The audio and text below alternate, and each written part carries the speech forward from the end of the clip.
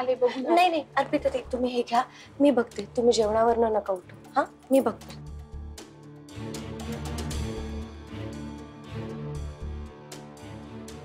Ma'am ma'am काय होतंय?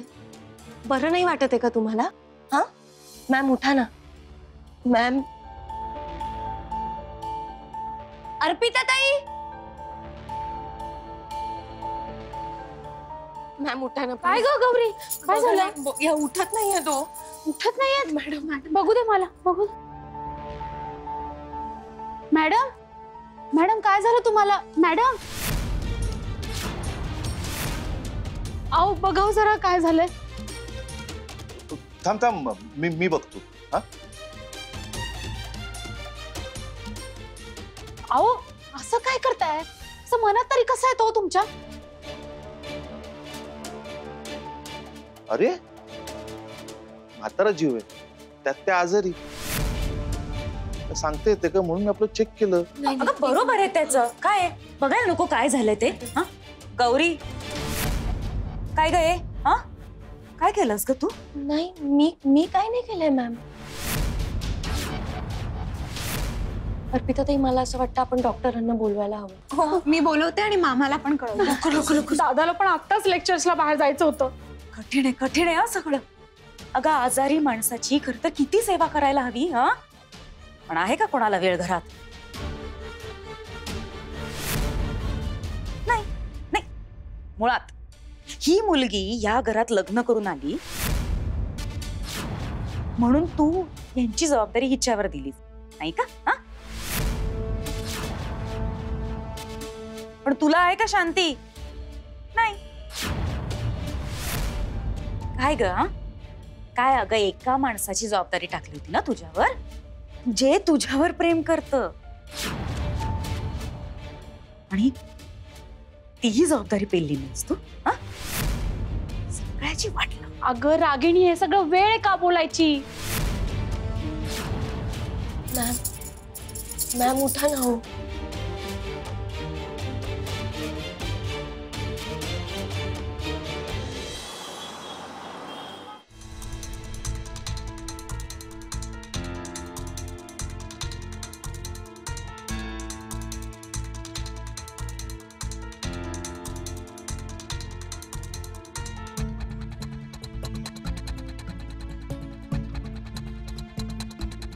Madam doctor madam कशा आहेत? ठीक आहेत ना?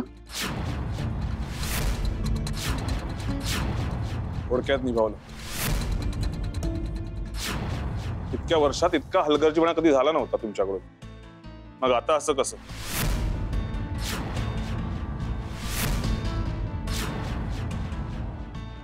डॉक्टर पण नेमकं झालंय तरी काय? झोपेच्या गोळ्यांचा ओव्हरडोस झालाय.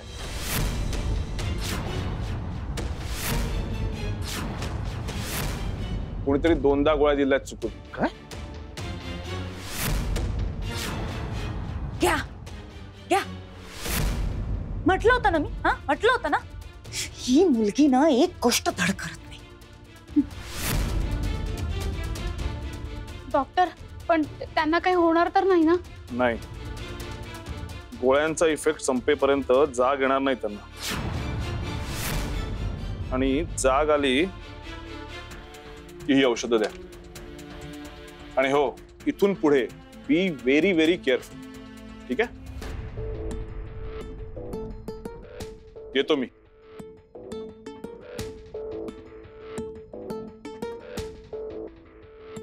अशा चुकून कशा गोळ्या दिल्यास ग गौरी? हा चुकून चुकून काय दादा? मुद्दामून केलंही नाही. रागिणी मॅम प्लीज. अहो आता हे सगळं बोलायची वेळ नाहीये. आता लवकरात लवकर मॅमला जाग यायला हवी बस. शराब गौरी. चुकून तर चुकून वर निर्लज्जासारखं तोंड वर करून बोलतेस. सर मी गप्पा बस एकदम.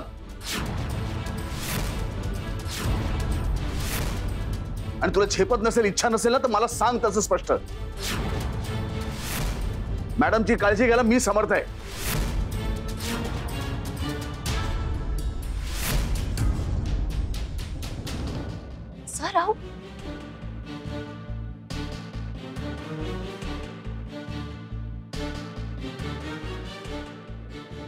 मॅडम उठा ना हो. तुम्हाला माहितीये मी असं काही नाही करणार तुमच्या बाबतीत. मी सकाळी तुम्हाला गोळ्या औषधं दिली होती आणि ती व्यवस्थितच दिली होती. आणि हे जर सगळं घडलं असेल ना माझ्या हातून तर ते चुकून घडले. मी मुद्दाम नाही केले. उलट माझी अशी इच्छा आहे की तुम्ही लवकर बरं व्हावं आणि लवकरात लवकर तन्वीला भेटावं. मॅम उठा ना प्लीज प्लीज.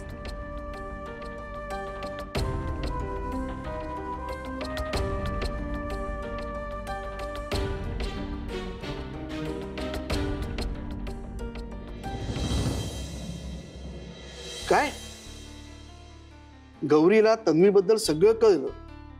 सगळं सगळं नाही रे, म्हणजे तिला किती माहिती आहे, कितपत माहिती आहे याची कल्पना नाहीये मला, आणि तिला विचारता येत नाही. ठीक आहे, पण तू शांतपणे असा विचार कर, जरी तिला सगळं कळलं असेल तरी काय मोठं बिघडणार आहे? काय बिघडणार आहे? अरे तिला कळलं असेल तर काय होईल या विचाराने मी तिच्या नजरेला नजर देऊ शकत नाहीये, आणि तू विचारतोस काय बिघडणार आहे? पण ह्या सगळ्यात तुझी काय चूक आहे? तू का घाबरतोयस नजरेला नजर द्यायला? कारण मी तिला हे सांगितलं नाहीये की ती तन्वी सारखी दिसते, लपून ठेवलंय तिच्यापासून. तिला असं वाटतंय की तिच्या प्रेमामुळे मॅडम बऱ्या होत आहेत आणि तिच्यात मॅडमच्या मुलीला बघतायत. पण तिला हे कुठे माहिती आहे की मॅडम तिलाच मुलगी समजताय. अरे पण मॅडम तिला मुलगी समजतायत ना, ह्या सगळ्यात तुझी काय चूक आहे? कारण मी तिला याची कल्पना दिली नाही. आता उद्या जर का तिला या सगळ्या गोष्टी कळल्या तर तिला असं वाटेल की मी तिचा वापर करून घेतलाय. अरे पण तसं नाहीये ना, उलट मॅडमच्या समोर तिने येऊ नये म्हणून केवढे प्रयत्न करत होतास तू. हा, आता योगायोगाने तुमचं लग्न झालं आणि ती तुझ्या घरी आली, ह्या सगळ्यात तू स्वतःला का दोष देतोयस? आणि हे सगळं टाळण्यासाठीच मी तुला आधीपासून सांगत होतो तिला सगळं सांगून टाक. कारण हे बघ अभि, तुझ्या आणि मॅडमच्या आयुष्यात ती फक्त गौरी म्हणून आली नाहीये, तर तन्वीची सावली म्हणून आली आहे. अरे आता मला काय माहिती होतं की ती हे सगळं शोधायच्या मागे लागेल म्हणून. मला असं वाटलं की 4-6 महिन्यात आम्ही एकमेकांपासून वेगळे होऊ. तिच्या वयाच्या एका चांगल्या जोडीदाराबरोबर तिचं पुढचं आयुष्य सुरू होईल. मग मी आणि मॅडम आम्ही आमचं बघून घेऊ.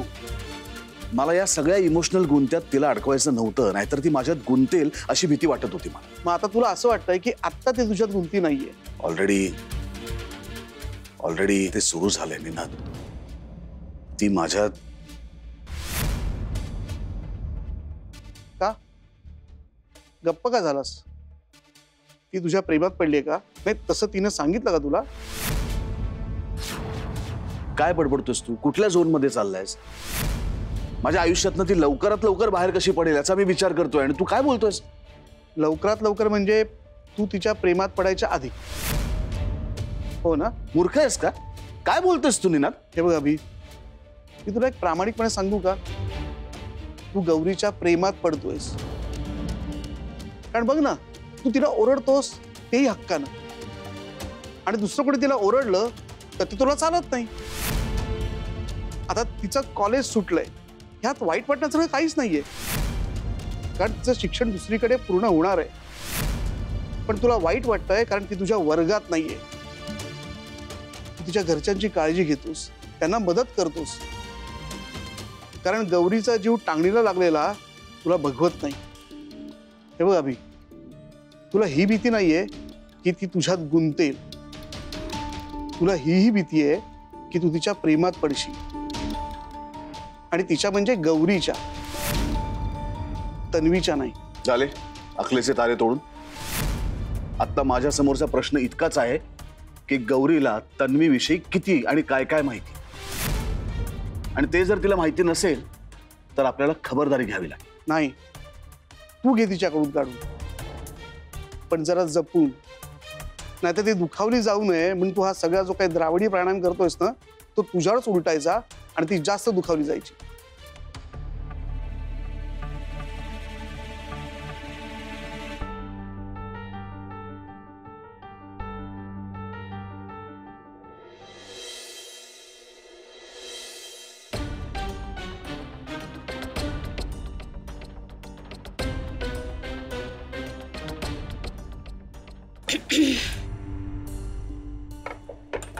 काही हवंय का अर्पिता ताई?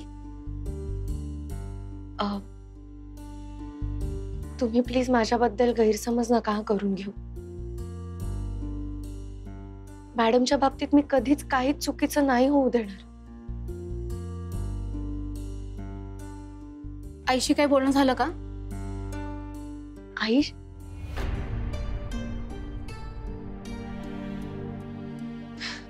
काय बोलणार तिच्याशी? मीच स्वतःहून तिला सांगितले की ह्या घराशी काही संबंध ठेवायचा नाही. कुठल्या तोंडाने बोलायला जाणार तिच्याशी? अरे वा, शब्दांची एकदम पक्की आहेस की तू.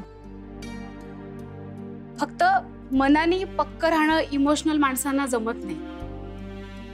आणि जे जमणार नाही त्याचा प्रयत्न तरी कशाला करायचा, नाही का? आपलंच हसं होतं त्याने. पण ते एक वेळ पत्करता येईल. स्वतःच्याच आई बापाच्या पदरी दुःख टाकायचा पाप कुठल्याच मुलीच्या हातून घडू नये.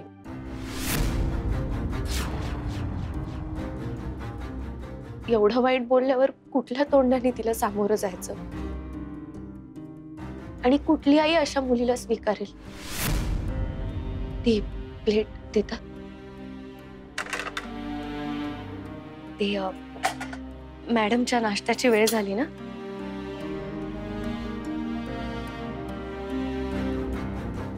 ताई, माझं माहेर बहुतेक आयुष्यभरासाठी तुटलं हो.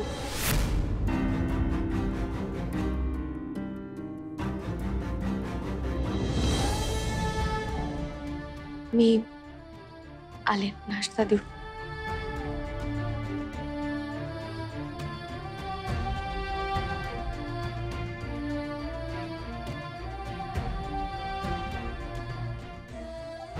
तुम्ही एकदा घरी या आणि गौरीच्या आईची समजूत काढा. गौरीने मुद्दाम केलं नाही हे सांगा तिला.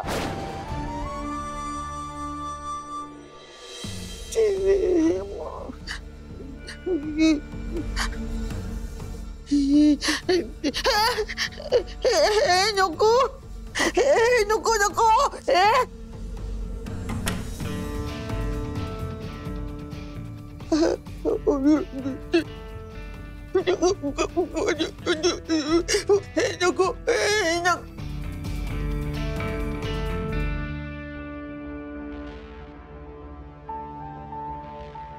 मॅडम कुठे गेल्या?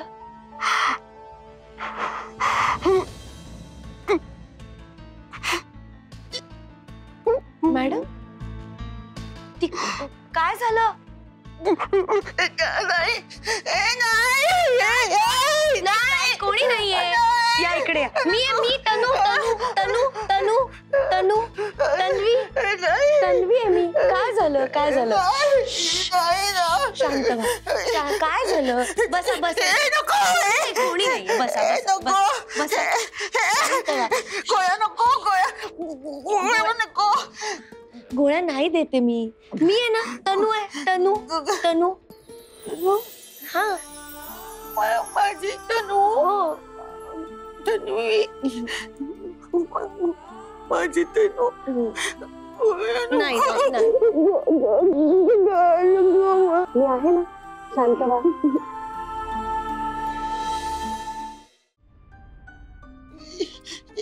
खायचं आपण थोडस खायचं. मी तुमच्यासाठी खायला आणलंय. हा गोळ्या नको. गोळ्या नाही. गोळ्या कोणी नाही देते. हा घ्या घ्या. हे घ्या. नको.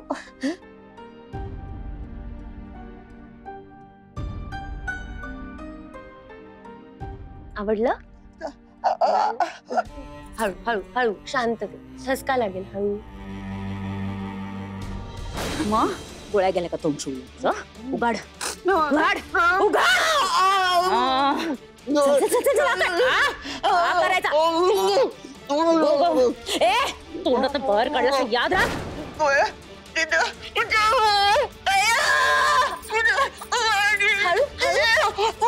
मॅडम काय झालंय? एवढी भीती का बसलीये तुम्हाला गोळ्यांची?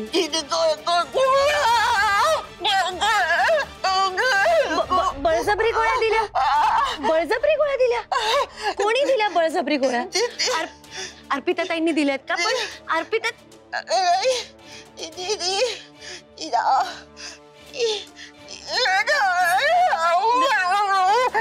रागिणी मॅमने दिला.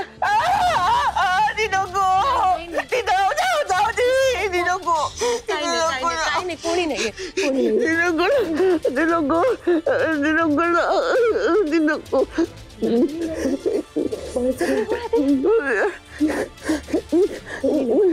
मी आहे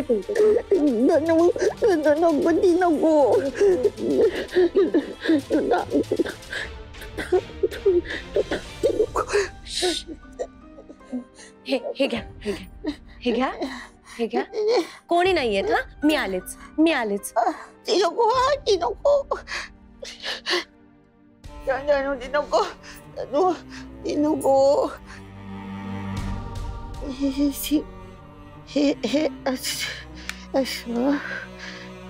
असं खायचं. जणू सांगते असं खायचं. आवडलं.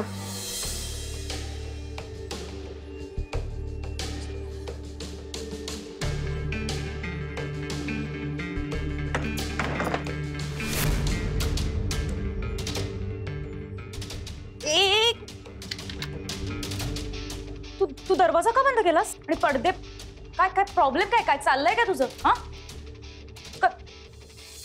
दरवाजा बंद केला, पडदे लावले, कारण बाहेर आवाज जायला नको. म्हणजे आवाज बाहेर जायला नको म्हणजे? तुमच्या लक्षात नाही आलंय बहुतेक मॅम. आवाज जर बाहेर गेला तर काल तुम्ही मॅडमशी जे काही वागला ते अभिमन्यू सरांना कळेल.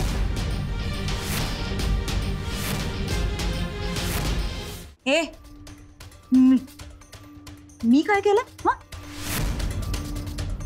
मी तर त्या मॅडमच्या खोलीत जात सुद्धा नाही. तू जातेस ना, तिचं खाणं पिणं औषध पाणी तू करतेस, हो की नाही? हा, बस नसती बिलं माझ्या नाही फाडायची. कांगावा केल्यामुळे सत्य बदलत नाही.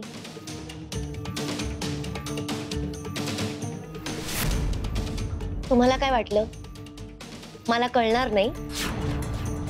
मॅडमनी सांगितलंय त्यांना काल जास्तीच्या गोळ्या कोणी दिल्या ते.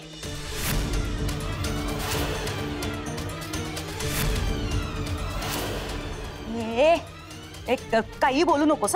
हा,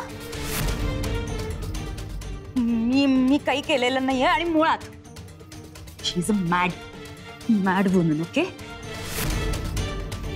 तिच्यावर कोणी विश्वास ठेवणार नाही. मॅड नाही आहेत त्या, लहान मुलांसारख्या निर्मळ. जे काही मनात असतं ना ते लगेच सगळं सांगून टाकतात. त्यांना नाही खोटं बोलता येत, त्या खरंच बोलतात. त्याच्यामुळे त्यांच्यावर विश्वास ठेवणं सगळ्यात जास्त सोपं आहे. हे बघ तू. काय बघू? रागिणी मॅम, मला जे काही बघायचंय ते मी बघितलंय आणि मला जे कळायचं होतं ना ते सुद्धा आता व्यवस्थित कळलंय. आता माझ्या मनात कोणाही बद्दल काहीही गैरसमज नाहीये आणि सहानुभूती पण नाहीये.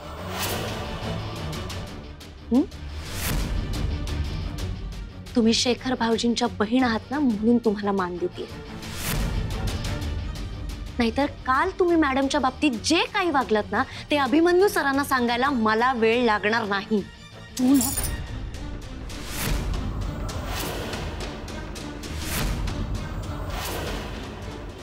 हे बघा मॅम, हे घर आता माझं आहे.